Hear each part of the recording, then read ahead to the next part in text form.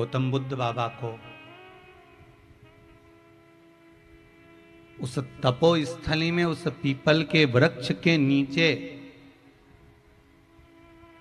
उस पीपल के वृक्ष के नीचे जहां पर गौतम बुद्ध बाबा तप साधना कर कर इस आत्मा की शुद्धि कर रहे हैं, परमात्मा से मिलन कर रहे हैं, वो पीपल का वृक्ष आज भी बोध गया में है। आप लोग तो यहीं के हो तो दर्शन करा होगा, करा है सबने दर्शन?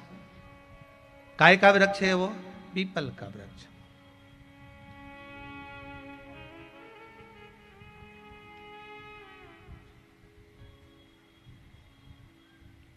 आज भी है। और हमारे को ये नजर आ रहा है कि गौतम बुद्ध बाबा ने पीपल के वृक्ष के नीचे तप साधना करी। माता लक्ष्मी की बहन दरिद्रता भी पीपल के वृक्ष के नीचे बैठी। शनि महाराज भी पीपल के वृक्ष के नीचे विराजमान हुए। श्री नारायण भी पीपल के वृक्ष के नीचे विराजमान हुए। अर्थात यह हमारा भाव कहता है कि पीपल के वृक्ष के उस जड़ में, पीपल के वृक्ष के उस भाग में भगवान का निवास है, परमात्मा का निवास है।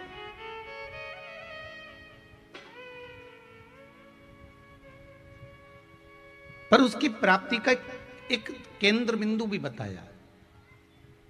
उसकी प्राप्ति का एक केंद्र भाव भी वर्णन किया गया है महाराज, उसकी प्राप्ति का।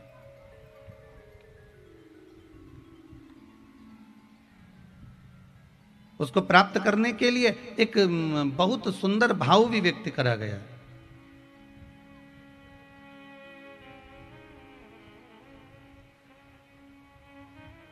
महाराज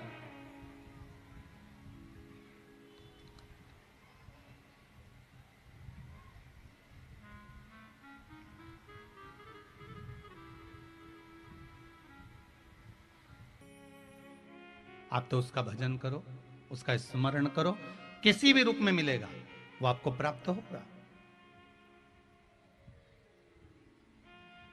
आपको मिलेगा।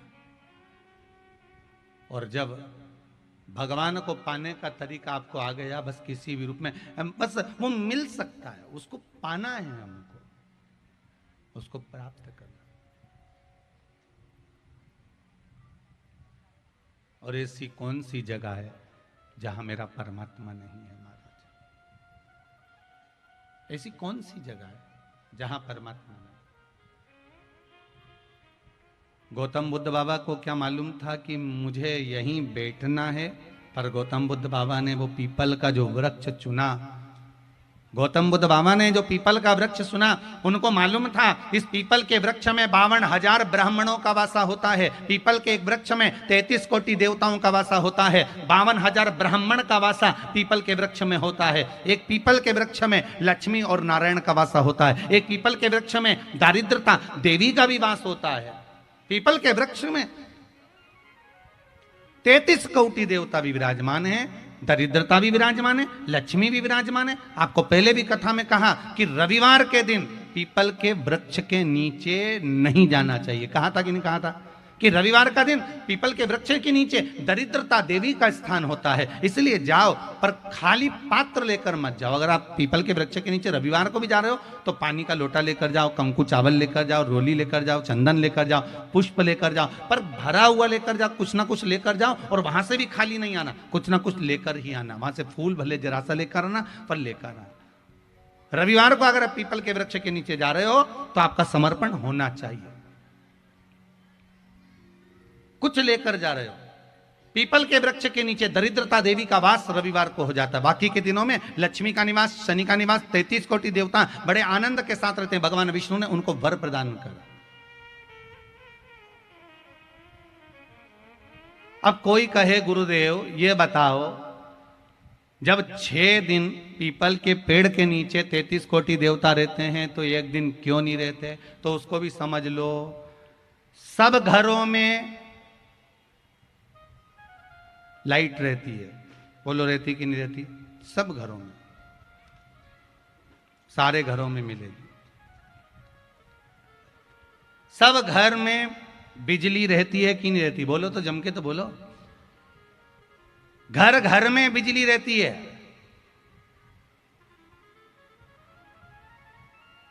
शेरघाटी की है? अरे बोलो जम के। घर घर में बिजली है, घर घर में बिजली रहती है। तो सब घर बिजली घर हैं क्या? अरे बोलो जम के, सब घर बिजली घर हैं क्या? नहीं, घर घर में बिजली है, पर सब घर बिजली घर नहीं हो सकते। बिजली घर तो जम के बोलो एक होता है। उसी तरह परमात्मा सब जगह होते हैं, पर हमारे जो मंदिर हैं, हमारे जो देवालय हैं, शिव महापुराण की जो कथा है, पीपल का जो वृक्ष है, आंवले का जो वृक्ष है, बेलपत्र का जो ये वृक्ष है, अभी तक सो रहे हैं। अब मित्र ने अपना सिर पकड़ लिया, बताओ, इसको जगाया था भजन करने के लिए और सुबह से गाली गलौज करना चालू कर दी। बड़ी मुश्किल से तो जगाया था। अब कोई तुमको जगा दे, अगर मान लो तुम शिव महापुराण में कहे और शिव महापुराण में कथा को श्रवण कर कर आपकी बुद्धि जाग गई, आपका विवेक जाग गया, आप भगवान की भक्ति में लग गए, तो आपका क्या फर्ज है कि आप अगर कथा में जा रहे हो, शिव महापुराण की कथा सुनने के लिए जा रहे हो, तो आपका क्या फर्ज है कि अपनी अड़ोसन, अड़ोसन जानते हो, पास वाली अड़ोसन, पड़ोसन, पीछे वाली धड़ोसन, तीनों को सूचना करना चाहिए कि नहीं करना चाहिए कि मैं कथा में जा रही हूं, तू मेरे साथ चल, चल कथा में चल, चल कथा में चल, चल कथा में चल। इसका फायदा क्या होगा? तो आप कहो कि हम उसको क्यों लेकर आए, उसको लाने का हमारा क्या फायदा? वो बीमे वाले होते हैं ना, जो बीमा करते हैं, बीमा करने वाले को देखा, बीमा वाला फोन लगाता रहेगा, बीमा करवा लो, बीमा करवा लो, कब आऊं बताओ, कब आऊं तुम बताओ, कब पहुंचूं। बीमा वाला इतना पीछा क्यों पकड़ता है कि बीमा करवाओ, बीमा करवाओ, बीमा करवाओ। बीमा तुम्हारा होगा, पैसा तुम्हें मिलेगा, पैसा तुम्हारा जमा होगा, और बीमे वाला पीछे क्यों पड़ा? क्योंकि तुम अगर बीमा करवाओगे तो तुम्हारे उस पैसे का कुछ % उस बीमे वाले को मिल जाएगा। उसी तरह तुम्हारी अड़ोसन, पड़ोसन, पीछे वाली धड़ोसन अगर कथा में पहुंच गई, उसके पुण्य का थोड़ा सा तुम्हारे खाते में पहुंच जाएगा। इसलिए भगवान कहते हैं कि आप आओ, साथ में सबको लाओ, कुछ लाभ तुम्हारा होना चाहिए। दूसरे दूसरे धर्म में अपनी ओर खींचते जा रहे हैं। कोई इनको अपने धर्म में खींच रहा है, कोई इस धर्म में खींच रहा है, कोई उस धर्म में खींच रहा है, और हमारा हिंदू धर्म भाई धीरे धीरे टूटते जा रहा है, अंदर से खोखला होते चले जा रहा है। उन्होंने कहा, उसके बाद में एक भाई ने बड़ा सुंदर कहा गुरुदेव, आपने जो श्रावण के महीने में जो श्रावणी शिवरात्रि के दिन अभिषेक करवाया था, उस समय पर ना जाने कितने हिंदू भाइयों को लोग तोड़ रहे थे, पर वो श्रावणी शिवरात्रि का जो अभिषेक हुआ और घर घर में जो अभिषेक हुआ, उससे वापिस हमारे जो दूसरे धर्म में लोग गए थे, वो वापिस हमारे हिंदू धर्म में वापिस आ गए। ये प्रसन्नता की बात है।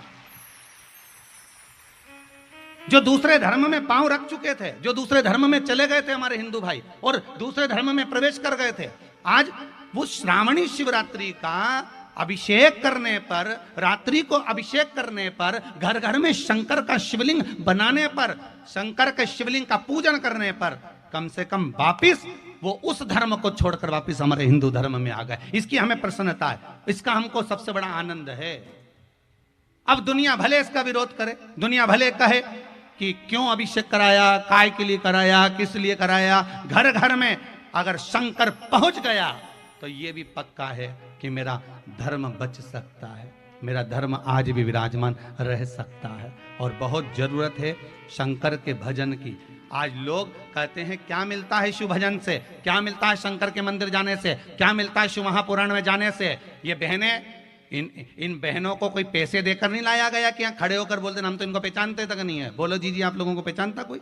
हमको खुद पहली बार शेरघाटियाँ आए, हमें क्या मालूम कि आप पटना में कहाँ रह रहे हो, आप कहाँ किस जगह पर रह रहे हो, आप कौन सी जगह से आए हो, हमें क्या मालूम। वो तो आप लोग गाड़ी उठा उठा कर कथा सुनने आए हो, इसलिए ये माइक आपको पकड़ा दिया जाता है कि आप कहाँ से आए हो। हमको भी तो मालूम पड़े कि मेरे शंकर ने कितनी कृपा संसार वासियों पर कर रखी है, हमें भी तो मालूम पड़े कि मेरे शिव ने क्या करुणा करी है। क्या कृपा करी है?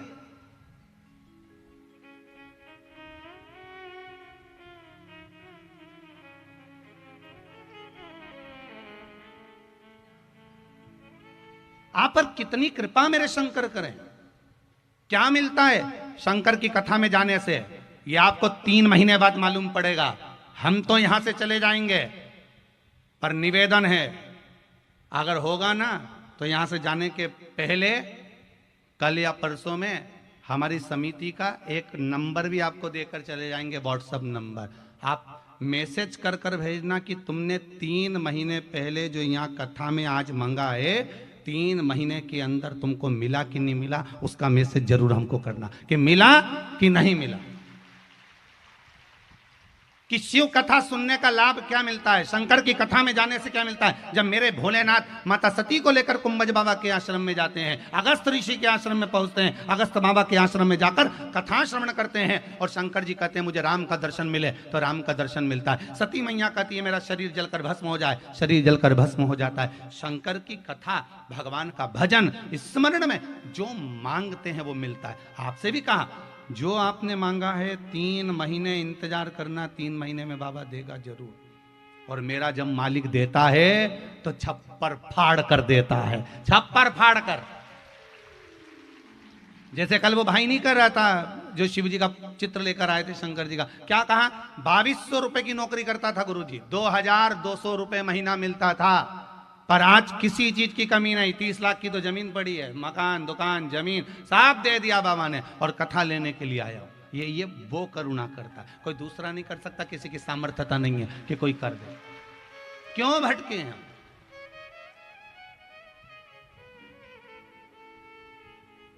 क्या नहीं मिलता शंकर की कथा से? आप बैठो तो कथा में जाकर, आप शिव की कथा में जाकर तो बैठो, पर मन लगाकर बैठना, नहीं तो आधा मन तो पीछे चप्पल में लगा।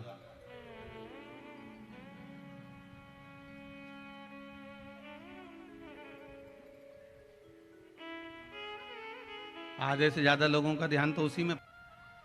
धर्म की जय हो, अधर्म का प्राणियों में सद्भावना, विश्व का कल्याण।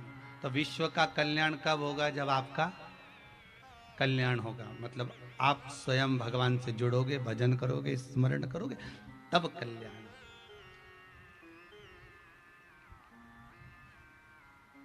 तब प्राप्त होगा। शिव कथा कह रहे हैं, क्यों बटोरे हम कंकर? मात्र शंकर भगवान पर एक लोटा जल चढ़ाने का भी उसका फल प्राप्त हो जाता है।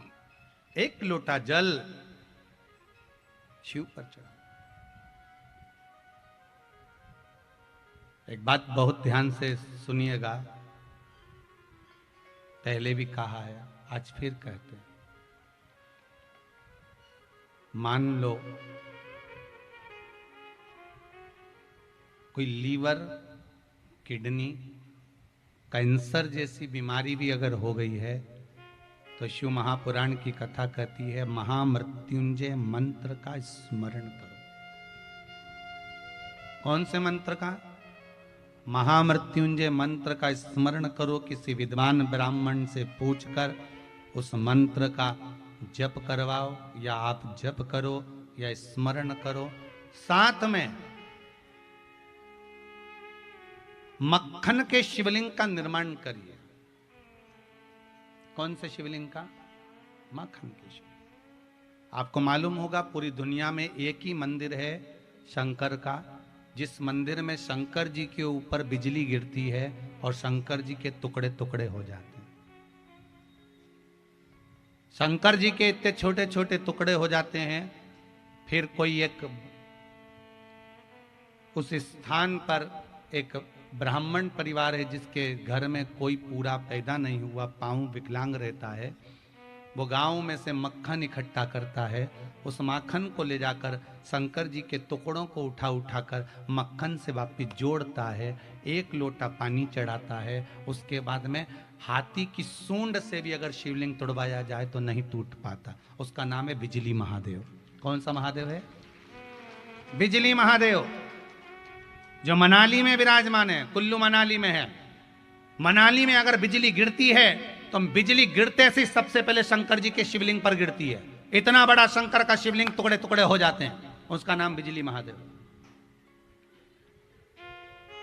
छोटे छोटे टुकड़े शंकर भगवान के हो जाते और शिवलिंग के टुकड़े होते हैं, फिर वापिस उसको माखन से जोड़ा जाता है, वो बिजली महादेव। कभी आप लोग कुल्लू मनाली जाएं तो इधर उधर हिल स्टेशन पर घूमने की जगह एक बार बिजली महादेव का दर्शन कर कर अवश्य आए। जाने का देखना हो तो नेट पर सर्च कर कर देख लिया करो कि बिजली महादेव जाना है, कहाँ पड़ेगा, कितने किलोमीटर पड़ेगा, ऊंचाई भी है, थोड़ा पैदल चलना पड़ता है। बिजली महादेव, बिजली गिरती है, शंकर के छोटे छोटे टुकड़े हो जाते हैं। टुकड़े होने के बाद एक परिवार का व्यक्ति ऊपर जाता है, चढ़ता, धीरे धीरे धीरे धीरे माखन मांगकर उसको लगाता है शंकर भगवान। तो यहाँ शिव महापुराण की कथा कहती है, बड़ा रोग आ गया, बड़ी बीमारी आ गई, घबराना नहीं, घबराना नहीं। महामृत्युंजय मंत्र का स्मरण करो और माखन के शिवलिंग का निर्माण करो। माखन के शिवलिंग का निर्माण कर कर उसका पूजन अर्चना कर कर सुबह के समय पर उसका स्मरण करो, पूजन करो। शाम को प्रदोष काल के समय पर भगवान शंकर का पूजन दूसरी बार कर कर उसको विसर्जन करो। धीरे धीरे धीरे धीरे जो बड़ी बीमारी आ जाती है वो धीरे धीरे औषधि रोग पर काम करना प्रारंभ कर देती है, दवाई लगना प्रारंभ हो जाती है और व्यक्ति को आराम मिलना प्रारंभ हो जाता है। मक्खन के शिवलिंग का सुख और रोग मुक्ति के लिए अच्छा है। माखन का शिवलिंग, हमारे यहां तो 33 कोटि देवताओं ने अलग अलग शिवलिंग का निर्माण करा।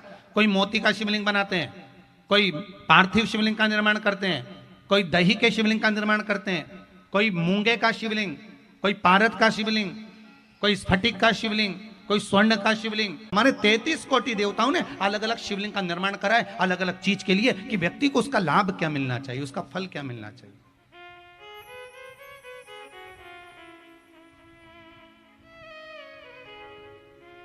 हरदा में, मध्य प्रदेश हरदा में नर्मदा जी के घाट पर शिव महापुराण की कथा है। शायद दिसंबर में, कितनी दिसंबर को होना चाहिए, कितने 9 से 15 के बीच में है, शायद 9 या 10 तारीख में होगी दिसंबर में, 13 दिसंबर या 10 दिसंबर जो भी है।